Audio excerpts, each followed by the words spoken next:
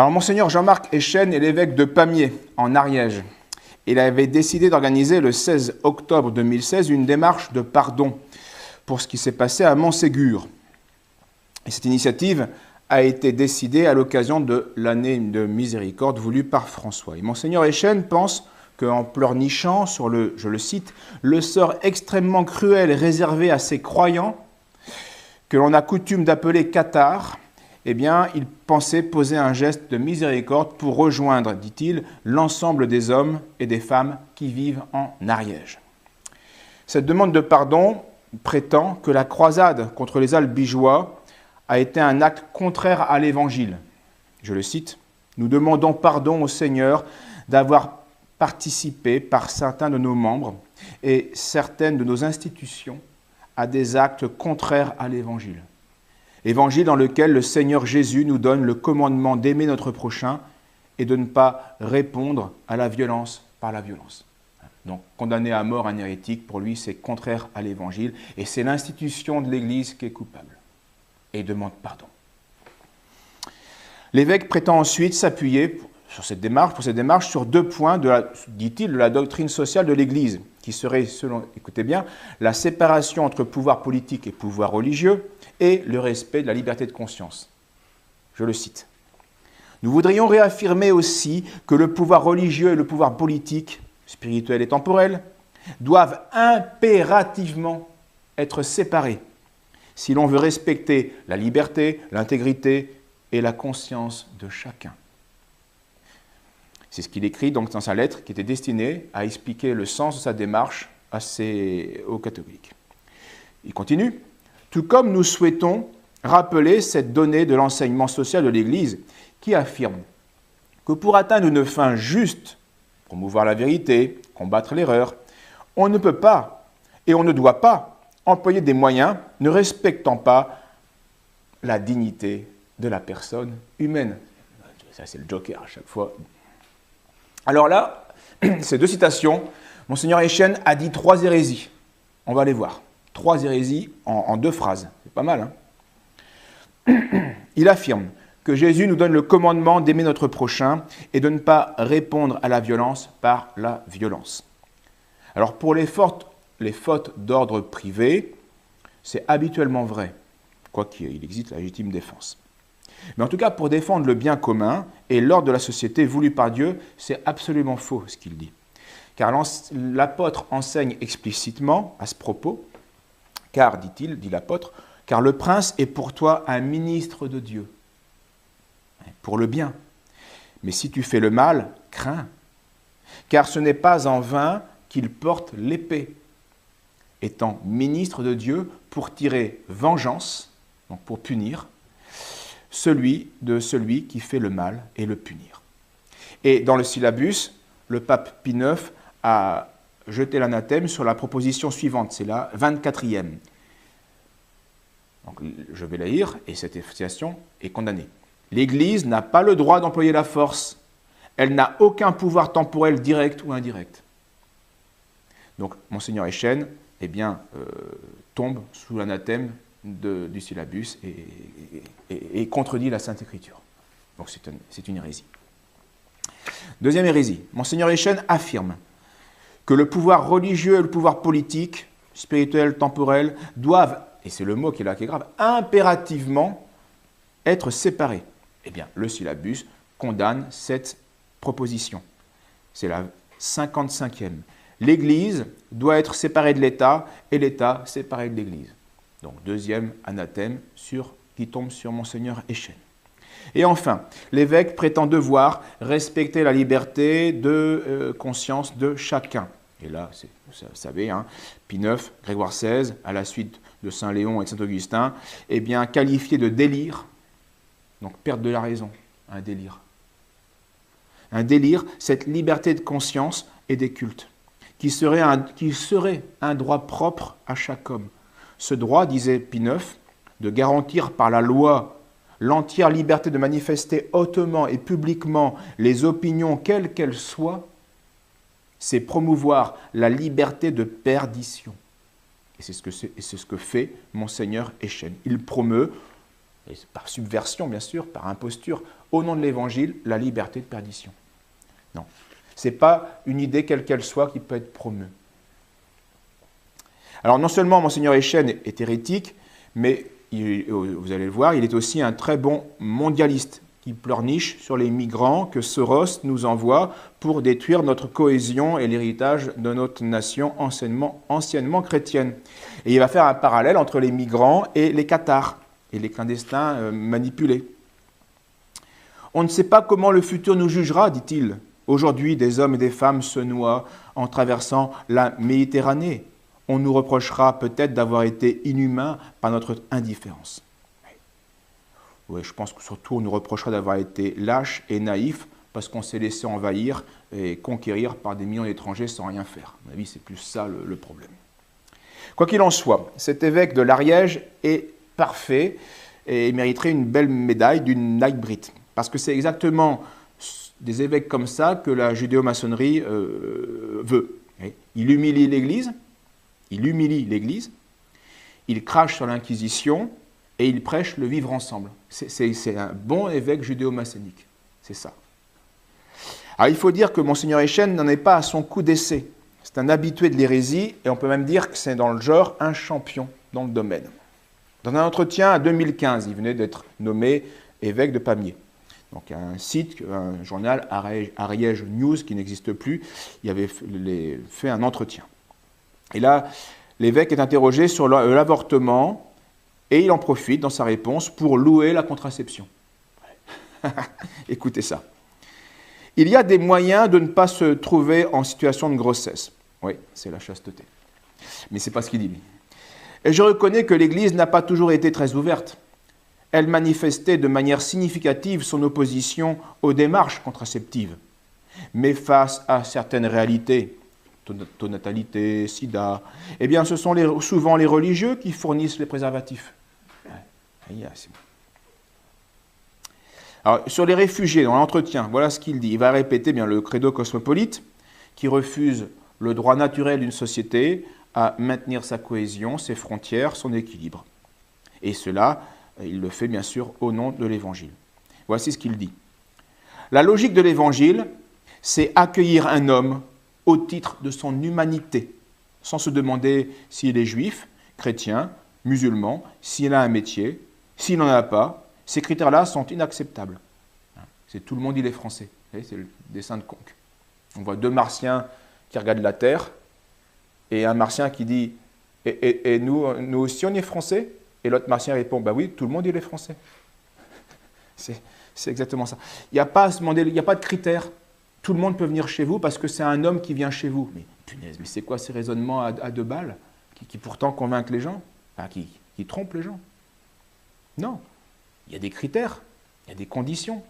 La dignité humaine, ce n'est pas un absolu. C'est un voleur, c'est un parasite, c'est quoi? C'est qui? Il est interrogé sur l'islam. Monseigneur Echen va en profiter pour nier la création, au nom du fondamentalisme.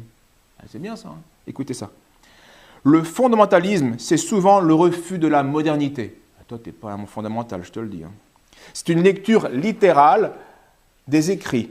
Par exemple, les fondamentalistes baptistes aux États-Unis rejettent les théories de l'évolution. Donc on lui parle des fondamentalistes musulmans et il en profite pour détruire la création au nom du fondamentalisme baptiste. Alors, et en plus, ce qui est vraiment déplorable, c'est quand on sait que l'évolution, même scientifiquement parlant, est un conte de fées. Ça ne tient pas la route, scientifiquement. C'est un conte de fées inventé par des personnes qui veulent, par idéologie, pour évacuer de notre condition de créature. La moindre cellule vivante est un prodige de technologie qui est bien plus complexe que n'importe quelle usine créée par l'homme la plus complexe. La moindre bactérie est une preuve d'une intelligence créatrice. Il n'y a pas de fondamentalisme là-dedans. Alors ça en dit long sur l'intelligence ou la malice de cet évêque. Et enfin, interrogé sur la place des femmes dans l'Église, il réagit en bon républicain. Voilà. Son cerveau va recracher fidèlement la propagande d'État. Et il déclare ceci. Cette année, il y a 3 femmes dans le conseil épiscopal de Pamiers. 3 sur 12. Ce n'est pas encore la parité. Mais c'est un début. C'est un début. Quel idiot. Puis il en profite, bien sûr, pour conclure par l'hérésie, parce que c'est quand même ça qui le motive, l'hérésie, fausseté, scandale. Voici ce qu'il dit. Je ne pense pas que notre génération verra l'accession des femmes à la prêtrise. Et ça, c'est hérétique. Souhaiter ça, c'est souhaiter l'impossible. Et ça, c'est pas le fondamentalisme, c'est le Christ. Et il y a des raisons naturelles, des raisons surnaturelles pour cela. C'est un choix divin qui a des fondements humains. Bon. Par contre, nous assisterons peut-être à l'ordination des prêtres mariés. C'est une évolution qui, théologiquement et doctrinalement, prendra moins de temps et pose moins d'handicap que l'ordination des femmes. Bon, là, on est dans l'hérésie. Alors, il est vrai qu'un homme marié peut devenir prêtre. Et il est vrai que pendant 3 siècles, les 3 premiers siècles chrétiens, la plupart des prêtres et des évêques avaient été des hommes mariés. Mais ils oublient cette condition de l'époque, c'est qu'il fallait le consentement de la femme à perdre son mari. Et il fallait que l'homme accepte de perdre sa femme. Il ne pouvait pas devenir prêtre ou évêque si la femme ne voulait pas perdre son mari. Parce qu'une fois qu'il était devenu prêtre ou évêque, il n'y avait plus de mari. C'était un frère ou une sœur, point barre. Donc voilà. Oui, donc bien sûr, des hommes mariés peuvent devenir prêtres. Et peut-être que ça redeviendra comme ça. Mais à ce moment-là, il va falloir qu'ils ne pourront pas mener de front ou leur vocation chrétienne mondaine, au sens dans le monde, et puis purement surnaturelle, évangélique. Bref, Monseigneur Jean-Marc Echen est un hérétique, c'est clair, je pense qu'on en a dit assez. Et pour reprendre les termes de saint Augustin, il s'est livré à la fornication avec le serpent. C'est comme ça que saint Augustin parlait des hérétiques. Il s'est livré à la fornication avec le serpent dont le venin infeste l'Église. Avec son cœur adultère et par ses mensonges, il corrompt l'esprit des hommes, les détournant de la simplicité du Christ. Bon, pas nécessaire de s'étendre. Monseigneur Echen est hérétique, mais il n'est pas qu'hérétique. C'est aussi un idiot utile. Par son action, il favorise évidemment la récupération médiatique en faveur de ce credo maçonnique et de la politique mondialiste. Parce que ça fait déjà bien longtemps qu'il préparait ce sujet des cathares. En 1998, il y avait eu un manifeste pour la réconciliation qui avait été envoyé à Jean-Paul II à l'époque et qui était dû au maire de Toulouse, Dominique Baudis, et à une vingtaine d'Occitans, dont un prêtre, l'abbé Jordi Passera. Et on voulait inciter à ce que l'Église reconnaisse ses prétendues fautes. Alors Jean-Paul II avait déjà donné dans ce genre de spectacle à Rome, où il avait particulièrement regretté la Sainte Inquisition. Alors le but de cette manœuvre était de réhabiliter les hérétiques cathares comme d'authentiques chrétiens. D'ailleurs c'est ce que fait Echen, il parle de croyants, qu'on appelait cathares. De favoriser la liberté religieuse et donc l'indifférentisme en matière religieuse, de présenter la Sainte Inquisition comme une œuvre infidèle aux principes chrétiens, ça c'est important dans la propagande, de pousser l'Église romaine à se renier, ce que fait Echen, ce qu'a fait Jean-Paul II, et de pousser finalement à la création d'une fondation œcuménique pour la réconciliation entre l'Église catholique et les cathares, et aussi avec tous les hommes, croyants ou pas, afin d'accomplir, disent-ils, le précepte du Christ. Amour, il faut s'aimer. Bref, le programme parfait judéo-maçonnique pour l'apostasie des chrétiens. Car s'il est vrai que Dieu est charité, il est vrai aussi que ce Dieu d'amour a, dans 20 endroits de l'Évangile, il a lancé l'anathème, et pas sur des choses, sur des personnes vivantes, sur la dignité humaine, il l'a excommunié, Jésus lui-même, lui l'amour, en personne. Donc il ne faut pas opposer l'anathème, l'excommunication, la justice et l'amour, la bonté d'un Dieu fait homme. Ce n'est pas vrai, ça ne s'oppose pas. Et donc c'est un art diabolique qui consiste aujourd'hui à détruire la vérité de Dieu au nom de l'amour de Dieu. On détruit la vérité de Dieu au nom prétendu d'un amour de Dieu. Ça c'est vraiment, c'est satanique, c'est très fin, mais c'est un sophisme. Et ce sophisme, il se résume à ceci. Le christianisme ordonne à tous les chrétiens d'aimer tous les hommes et de faire un. Oui, il faut aimer son prochain, mais c'est un amour a priori, c'est-à-dire que si ce prochain est injuste, eh bien, on va s'en défendre, il faudra le punir.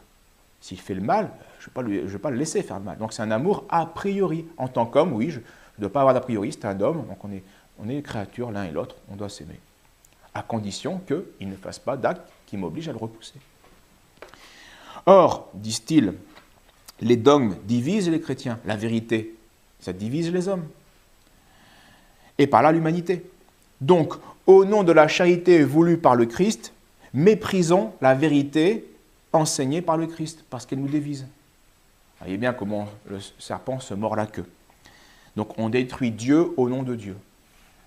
Bon, ce raisonnement est absurde, donc il vient du diable, et ennemi de notre salut. Alors, rappelons tout de même que notre Seigneur Jésus-Christ a formellement dit à Pilate, qu'il interrogeait à un moment crucial de sa vie, la Passion, le vendredi saint, et Jésus lui répond « Je suis né, je suis venu au monde pour rendre témoignage à la vérité. » Il ne dit pas « Je suis venu pour vous aimer tous, allez on s'embrasse tous, bisous. » Non, je suis venu pour rendre témoignage à la vérité d'abord.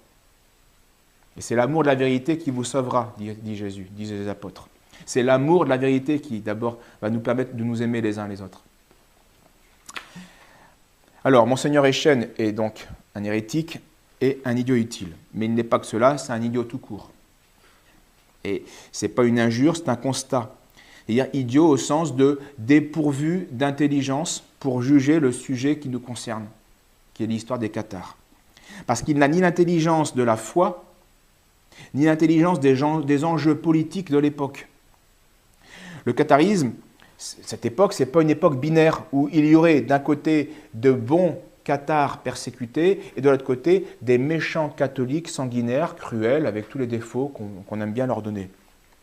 Il est vrai que la croisade des cathares, nous l'avons vu, a commencé par un effroyable massacre de plusieurs milliers de personnes à Béziers, massacre qui aurait pu et qui aurait dû être évité. Ça, c'est vrai. Mais nous avons vu aussi les détails de ce massacre, les circonstances. Ce massacre est un massacre incontrôlé. Ce n'est pas un plan. C'est une situation qui a échappé à l'autorité aussi bien religieuse que politique. On l'a vu par les provocations des gens de Béziers et par la réaction des gens qui avaient vu leurs compagnons se faire jeter en haut du pont. Et ça a ensuite engendré le massacre qu'on a vu. Alors, mis à part cet événement qui était dû à la provocation et à la passion des uns et des autres, on estime, donc ça il faut l'exclure parce que c'est un événement incontrôlé, regrettable, condamnable, mais incontrôlé. Il faut juger ce qui était volontaire, contrôlable. Donc, mis à part ce massacre, on estime à 2000 le nombre de cathares qui ont été brûlés personnellement sur un bûcher. Entre 1209 et un siècle plus tard, 120 ans plus tard, 1329, les derniers cathares brûlés, qui étaient vraiment quelques-uns seulement. C'est surtout, on l'a vu à la période 1209-1244, où là, il y a eu plusieurs bûchers. Alors, pour comparer, pour juger, il faut comparer. Il faut se rendre compte que la République française, en un seul jour de la Révolution, a fait plus de morts que la croisade des Albigeois. À Paris, le début septembre 93, c'est ça. On est à 2000 morts par jour, en France. Donc un jour, 100 ans. Là, on peut comparer. Mais c'est surtout ces 2000 morts qu'il faut juger parce que c'est de cela uniquement dont l'Église est responsable. C'est l'Église qui a permis, voulu, ordonné, qui a fait acte de justice. Oui. Donc, ces décisions-là sont bien dues à l'Église. Et elle les assume. Elle les a livrées au bras séculier. Donc, non seulement l'Église n'a pas à blâmer, elle n'a pas à être blâmée pour ces 2000 hérétiques brûlés, mais elle doit être louée pour cette action vigilante et prudente. Vigoureuse, certes, mais prudente. Avec cette croisade contre les cathares, elle a non seulement préservé la chrétienté du XIIIe siècle, d'une terrible hérésie sociale, mais elle a aussi fait reculer l'abrutissement que nous connaissons aujourd'hui de plusieurs siècles. C'est-à-dire qu'elle a préservé la civilisation. C'est ce qu'il nous faut voir maintenant et c'est ce qui va nous faire comprendre l'idiotie grave grâce de notre évêque. Oui, l'action de l'Inquisition a été bienfaisante, Et nous prions Monseigneur Echen de recevoir une courte leçon politique du vicomte Louis de Bonald, 19e siècle, et une courte leçon religieuse du cardinal Pie, 19e siècle aussi. Je commence par la leçon politique avec Louis de Bonald. Donc, à propos de la naissance de Jésus-Christ, de Bonald fait cet admirable commentaire dans ses écrits. Je le cite. « Gloire à Dieu et paix aux hommes qui ont la volonté de faire le bien. Paix aux hommes qui ont la volonté de faire le bien. Là est tout le mystère de la société religieuse et de la société politique. Gloire à Dieu, en faisant reconnaître ses lois et adorer ses perfections, et ne permettant pas que sa religion soit insultée, son culte profané. Ses ministres poursuivis et calomniés. Paix aux bons, en les délivrant de l'oppression des méchants. Car on n'entend rien au système de la société si on ne la considère pas comme la guerre des bons contre les méchants. Oui, parce qu'il faut arrêter d'être dans le monde bisounours, le monde est en guerre. Donc c'est soit les méchants qui vont gagner contre les gentils, soit ce sont les bons qui vont gagner contre les méchants. Mais il faudra faire la guerre. Et c'est ce que notre époque complètement dévirilisée et apostate a perdu le bon sens naturel de cela. Et non seulement, dit de Bonald, contre les méchants, les malfaiteurs, qui attentent à la vie, à l'honneur, à la propriété de l'homme privé, par l'homicide, la calomnie, l'injustice, mais aussi contre les méchants 1000 fois plus dangereux, qui attentent par leurs écrits à la sainteté de la religion, par leurs complots et leurs intrigues, à la tranquillité des États et à la légitimité du pouvoir suprême. C'est donc le premier devoir d'un gouvernement chrétien de donner la paix aux bons en déclarant la guerre aux méchants. C'est le premier devoir. Car le gouvernement qui fait grâce aux méchants et les laisse en paix ôte aux bons toute sécurité et par conséquent il n'a de faveur que pour les méchants, puisque les bons n'ont pas besoin de grâce et n'en demandent pas. Il s'introduit dans les gouvernements de fausses idées de clémence, et surtout dans notre siècle tout matériel, à l'égard des crimes de la pensée, qui ne tardent pas à produire des actions matériellement criminelles. Ah oui, regardez les protestants, une fausse pensée, ça se finit par des actes criminels, les sacrilèges, les meurtres, etc. Cette philanthropie qui s'apitoie sur les crimes des méchants bien plus que sur le malheur des bons, écoutez cette phrase parce que ça résonne aujourd'hui, c'est prophétique. Cette philanthropie qui s'apitoie sur le crime des méchants bien plus que sur le malheur des bons, ose s'appuyer même de la religion, qui nous enseigne cependant que Dieu ne pardonne qu'au repentir. Et Dieu ne pardonne pas comme ça, sans condition. Il faut regretter, il faut réparer. Dont lui seul, qui sonde les reins et les cœurs, peut juger la sincérité. Il se réserve à lui-même la justice pour la faire exercer par ses lieutenants sur la terre, et la religion elle-même n'ordonne à l'homme de pardonner qu'en prescrivant à la société de punir. Oui. Si la société ne punit plus, c'est le bien commun qui est détruit et c'est le désordre qui s'installe. La société a le devoir de punir. Mais l'homme privé, lui, a le devoir de, plutôt, a priori, de pardonner, d'exercer la miséricorde, parce que pour recréer du lien, c'est vrai. Mais ce lien entre privés peut être créé seulement si en haut, il y a une protection, il y a un ordre. Sinon, c'est le chaos, c'est le suicide, c'est la destruction. C'est ce à quoi on assiste. Donc, merci à la Sainte Inquisition, parce que sinon, le chaos que nous connaissons, eh bien, aurait commencé bien dès le XIVe siècle. Voilà l'idée de Bonald, et vous allez voir surtout l'idée du cardinal Pie. Car maintenant, passons à la leçon religieuse du cardinal Pie. Donc, il parle du ministère d'iniquité, qui a commencé bien sûr dès l'époque chrétienne, dès la venue du Christ.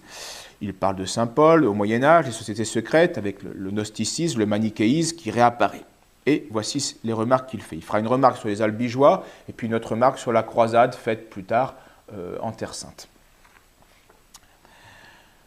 Quand on pénètre dans le fond de la doctrine des albigeois et de tant d'autres, on comprendra qu'une jacquerie formidable était imminente.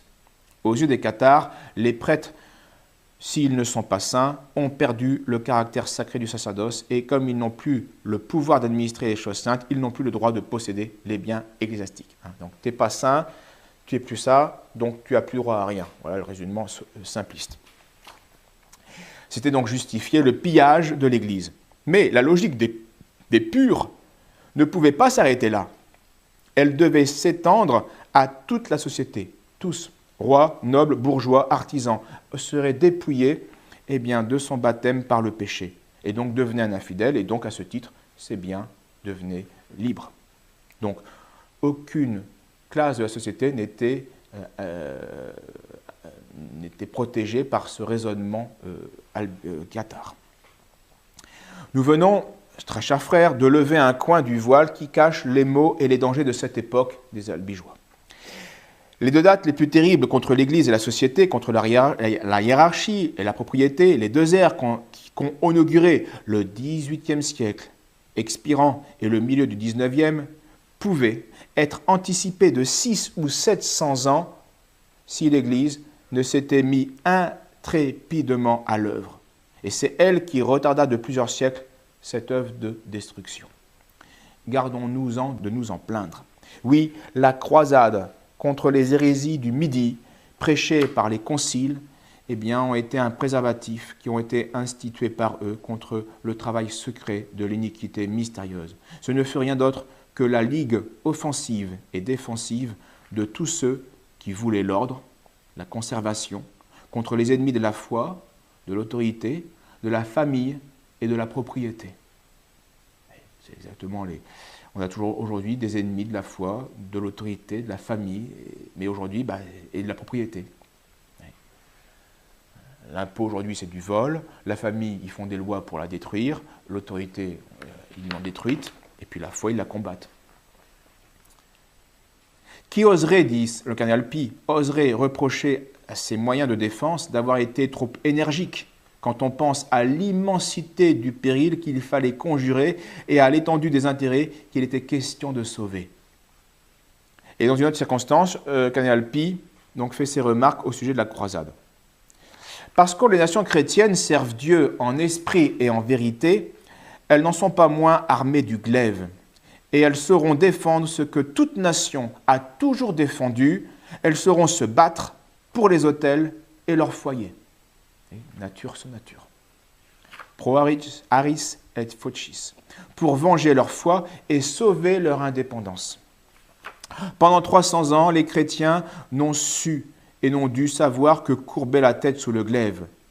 C'était les 3 siècles de martyrs, l'Empire romain. Aujourd'hui, les chrétiens tiennent le glaive. Les martyrs sont devenus des soldats parce qu'ils sont une nation, un peuple, et que toute nation, tout peuple a toujours été armé pour défendre sa religion et son territoire. C'est ce qu'on ne fait plus. Et on ne défend plus notre territoire aujourd'hui parce qu'on n'a pas défendu notre religion il y a 200 ans. C'est lié. L'apostasie a créé l'aveuglement même naturel, l'abêtissement que nous connaissons, final. Le sensualisme ottoman se faisant agresseur sous la bannière du croissant, le spiritualisme chrétien se défendait sous la bannière de la croix. « Ah, nous ne sommes plus au temps des croisades, me dites-vous » Il fait allusion à un député qui l'avait interpellé. « Certes, je le sais trop, nous ne sommes plus au temps des luttes de l'esprit contre la matière. » C'était ça le temps des croisades. C'était l'esprit qui se défendait contre l'absorption de la matière. C'est bien vu, mais c'est vraiment ça. Nous ne sommes plus armés de la croix pour combattre les sens. Allez, je fais une parenthèse. Le seul moyen de sauver notre âme, comme peuple dans sa race, dans ses saines traditions, mais déjà même notre âme, mais même aussi notre peuple, comme dans sa race et ses traditions, c'est de nous armer de la croix. Et c'est parce qu'on n'a plus la croix que notre peuple ne se défend plus. Parce que nos âmes ne se défendent plus contre l'attaque de nos sens. C'est le sensualisme qui nous a aveuglés et détruits, affaiblis. Et donc, c'est de se soumettre à la foi et à la morale chrétienne. Ça, c'est prendre la croix. Donc, pas de libération contre l'invasion aujourd'hui islamo-migratoire sans la foi catholique qui chassera avant les ennemis du Christ. qui nous empêchent justement de nous défendre, parce qu'ils nous ont détruit nos traditions, notre foi, et qui nous ont perverti les mœurs, sensualisme. Donc il faut, si vous voulez, de manière schématique, sur Internet, il y a deux youtubeurs qui avaient deux lignes différentes. Boris Lelay qui dit attention aux islamo-migrations, un danger pour notre race. C'est vrai, il a raison. Et puis Hervé Ryssen qui dit attention, problème number one, c'est la judéo-maçonnerie qui est en train de nous détruire, nous pervertir. Et les deux sont vrais. Mais il faut d'abord régler, et c'est la foi réglera tout, mais d'abord il faudra régler le premier problème interne du judéo-maçonnique qui nous a complètement pervertis, fait pas notre identité chrétienne. Et une fois qu'on aura retrouvé ça, nécessairement le corps saint va se protéger contre les agressions extérieures. Je reprends le cardinal Pi. L'âme a consenti à une trêve déshonorante. Oui, il n'y a plus de croisade. C'est une trêve, mais déshonorante. Elle a capitulé ignominieusement et elle s'est abandonnée à la merci de son adversaire. Plongés que nous sommes, il dit ça au milieu du XIXe siècle, plongés que nous sommes dans la boue de l'égoïsme et de la cupidité, asservis par les intérêts comme ensevelis dans la chair. Non, vous avez raison de le dire, nous ne sommes plus au temps des croisades. Mais en cela, vous enregistrez officiellement l'acte de condamnation de notre siècle. Et dussiez-vous sourire de dédain, je ne crains pas de l'affirmer, ce qu'il nous faut, sous peine de mourir, c'est de revenir aux croisades, non pas contre les Turcs, mais contre d'autres barbares qui ont forcé l'entrée de la cité et qui sont au milieu de nous. Donc les judéo-maçons, pour faire simple. Et ici, d'ailleurs, sans les nommer, bien sûr, ce n'était pas encore aussi clair à l'époque, le cardinal Pi va évoquer ces cœurs d'airain et de fer, je le cite, qui vivent dans le luxe et qui, grâce aux exactions barbares de la spéculation, donc c'est le monde financier, la finance apatride internationale, qui est sans foi ni loi, et il évoque aussi dans ce sermon la féodalité de l'industrie, donc la technocratie. C'est exactement tous les mots qui nous laminent, et Cardinal Pi dit que cela va faire renaître l'esclavage. C'est le monde du travail, c'est ça aujourd'hui. Enfin, dit-il, nous ne sommes plus au temps des croisades, je le proclame aussi haut que vous, car le nom de Dieu est méconnu, Jésus-Christ est un étranger parmi nous. Nous regardons la vérité comme si peu de choses, que nous ne voudrions pas dépenser pour elle une obole, ni verser une goutte de sang.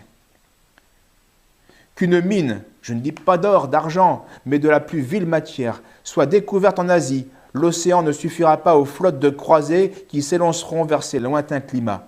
Âme abaissée qui ne s'enthousiasme que pour les expéditions de lucre et qui s'enrôle que sous l'oriflamme de la fortune. Or, cependant, la société ne vit pas seulement de pain, mais de doctrine. C'est ce que dit notre Seigneur. Tout homme se nourrit pas seulement à la tentation, vous savez. L'homme ne se nourrit pas seulement de pain, mais de toute la parole qui sort de Dieu. Et ça, Monseigneur Echen, il n'a pas bien compris l'Évangile pour ça. Et sans l'aliment de la doctrine, elle meurt d'inanition et de défaillance. Telle est notre situation présente. Et nous n'en sortirons que par une croisade que je prêche à tous mes concitoyens, sans distinction. La croisade du courage chrétien, du retour à la foi de nos pères, à la religion de Saint Louis. Alors concluons. C'est très éclairant ce que nous dit le cardinal Pi. Les Français ont rejeté le catholicisme, ils ont préféré dans leur vie de tous les jours Mammon, l'argent, à Dieu. Et ce matérialisme a tué les âmes, tué les corps, et jusqu'à aujourd'hui, notre bien-être, même matériel. L'hérésie a détruit donc non seulement la foi, mais aussi le bon sens et cette armature naturelle d'une vraie société. Et soyons sans illusion, demain sera pire qu'aujourd'hui.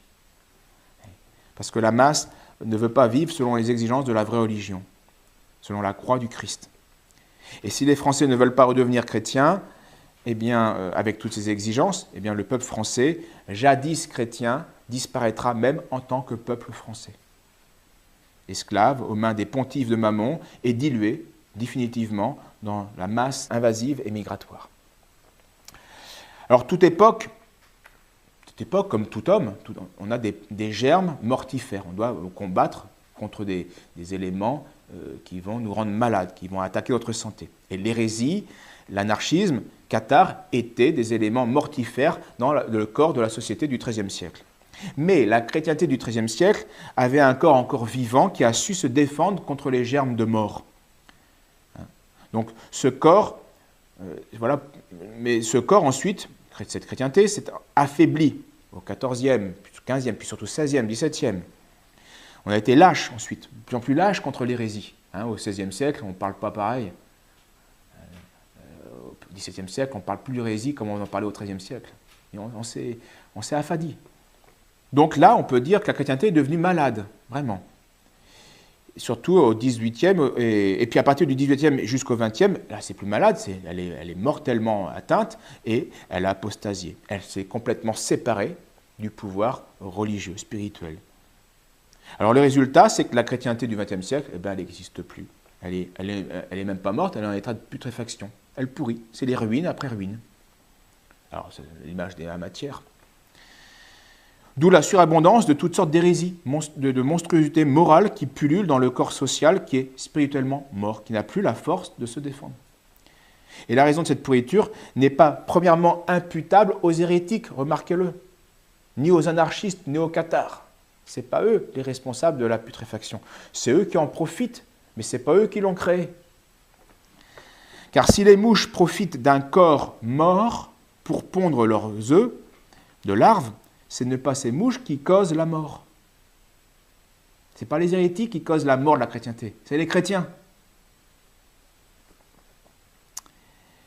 Ce qui a causé la mort de la chrétienté, c'est le refus des chrétiens de rester en bonne santé chrétienne. C'est l'abdication spirituelle, c'est l'abandon de la foi chrétienne, c'est d'avoir laissé les ennemis du non-chrétien, quels qu'ils soient, prospérer. Francs-maçons, juifs, hérétiques, sodomites ou autres sectaires religieux. Et de les avoir laissés prendre la direction de la société. Bref, de ne pas avoir fait de croisade contre eux à une époque où une croisade pouvait être gagnée. Si les princes chrétiens avaient brûlé Luther et quelques centaines de ses disciples, eh bien on aurait évité des dizaines, des centaines de milliers de morts et de dégâts culturels et intellectuels qui sont irréparables. L'Europe n'aurait jamais connu la furie du fanatisme et du vandalisme protestant si elle avait laissé la Sainte Inquisition remplir sa mission. Mais tout cela, Monseigneur Echen est incapable de le comprendre. Voilà pourquoi je disais qu'au sens propre, il est idiot. Sur cet aspect-là, l'intelligence est faible, elle est imbécile. Et comme pour reprendre une expression de Bonald, il a matérialisé la société. Elle est plus spirituelle chez lui. Il l'a complètement matérialisée. Alors revenons à cet évêque, ce pauvre Monseigneur Echen qui parle d'amour, d'évangile, de pardon, de tolérance, mais qui oublie le mot principal dont tout le reste dépend. Tous ces mots-là ont un sens à cause d'un seul mot qu'il a oublié, la vérité. Et c'est la vérité qui faisait dire à l'apôtre, si quelqu'un vous annonce un autre évangile, eh bien qu'il ne soit pas reçu et qu'il soit anathème. Et c'est pour cette même raison eh bien, qu'il nous faut, nous aussi, jeter cet anathème sur Monseigneur Echen. Parce qu'il nous annonce évidemment un évangile qui n'est plus l'évangile. Alors, au terme de notre analyse, il est temps de répondre à notre question initiale. Oui ou non, faut-il brûler Monseigneur Echen? Alors, il est certain qu'en temps normal, cet évêque-là serait dans les prisons de l'Église, dans les prisons ecclésiastiques, et qu'il serait même digne, en temps normal, du bûcher de l'Inquisition. Il n'y a pas de doute sur cela. Mais une telle sentence ne peut être prononcée avec autorité, et donc avec justice, que par un inquisiteur, ce que je ne suis pas. Parce que l'Inquisition n'existe plus, puisque les pouvoirs civils l'ont refusée, et même elles ont été dissoutes par l'Église. C'est le tyran Napoléon qui, en mettant le feu à toute l'Europe, a non seulement libéré les Juifs de leur ghetto, de Rome, de Venise, de Padoue, de Vérone, mais il a aussi partout aboli l'Inquisition. Donc on empêche le corps de se défendre, et bien les parasites vont pulluler dans le corps malade. Donc Monseigneur Echen restera en vie. Je ne vais pas le brûler à l'essence ou au white spirit, qu'il se rassure. Il peut dormir tranquillement. Il restera en vie aujourd'hui quant à son corps. Mais Monseigneur Echen donc ne risque rien. D'autant plus que les mondialistes de France et les modernistes de Rome le protègent, mais il doit plutôt s'inquiéter de son âme, pas de son corps. Car être au poste qu'il occupe et professer tant d'hérésies, tromper tant d'âmes, faire le jeu du démon, c'est plus qu'il n'en faut pour tuer sa pauvre âme. Comme le constatait un historien honnête, mais cruelle ironie de l'histoire, c'était un protestant, mais il était honnête, historien honnête, c'était Pierre Chaunu. Il écrivait ceci il y a 40 ans, et ça reste vrai pour Monseigneur Echen. La médiocrité intellectuelle et spirituelle des cadres en place des églises occidentales au début des années 70 est affligeante. Ces hommes rejettent un héritage qui les écrase parce qu'ils sont incapables de le comprendre et spirituellement incapables d'en vivre. Il est peu vraisemblable que la génération des responsables de l'Église, aujourd'hui en place, fasse marche arrière. On peut donc penser que l'évolution engagée s'accomplira jusqu'au terme logique. Le processus s'arrêtera lui-même quand il n'y aura plus rien à renier. Donc ce n'est pas optimiste, mais c'est réaliste. Si seulement notre évêque hérétique pouvait prendre exemple sur son prédécesseur sur le siège de Pamiers et de Mirepoix, c'était Jacques Fournier, qui va devenir plus tard troisième pape en Avignon en 1334. Et je finis sur cette évocation. Il était né de parents obscurs à Saverdun, et ensuite dans le comté de Foix, puis moine cistercien à l'abbaye de Boulbonne, puis à Fontfroide, puis Université de Paris, docteur, et il va être promu par Jean XXII en 1317 à l'évêché de Pamiers. Et dans ces diverses charges, eh bien, Jacques Fournier va se distinguer par ses talents administratifs, mais aussi par sa science théologique et par son zèle contre les hérétiques. Devenu pape sous le nom de Benoît XII, eh bien, il va garder ce zèle pour l'intégrité de la foi, pour la vérité, et pour la propagation de la foi catholique. Et il va continuer comme pape eh bien, la guerre qu'il avait commencé comme évêque contre l'hérésie, et contre les hérétiques donc. Et il va exhorter le roi d'Angleterre, pas seulement, mais surtout le roi d'Angleterre, d'établir l'inquisition dans ses États. Et oui, le corps attaqué doit se défendre. Là où elle existait déjà, il va ranimer l'ardeur des princes et des évêques en faveur de l'inquisition. Alors prions Benoît XII pour ce pauvre Monseigneur Echen, et prions souvent selon cette invocation des litanies des saints que la liturgie catholique nous fait dire dans les grandes occasions, ut inimicos sancte ecclesiae, humiliare digneris, te rogamus odinos, pour que les ennemis de ta sainte Église soient humiliés, nous te le demandons, Seigneur.